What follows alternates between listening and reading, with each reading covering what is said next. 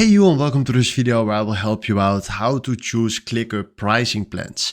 And if you want to choose a plan, we can go right here to our ClickUp dashboard, and then we select left in the bottom here, upgrade.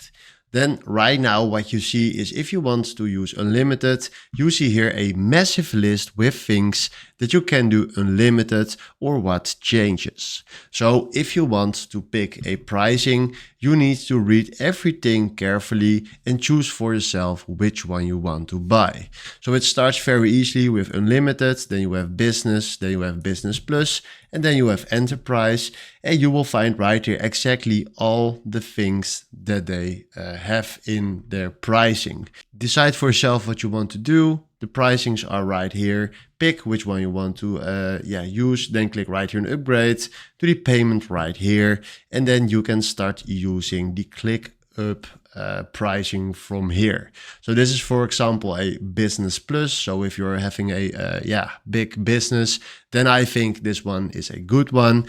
You can also see right here 25,000 automations a month. So that's a lot, guys. That's seriously a lot.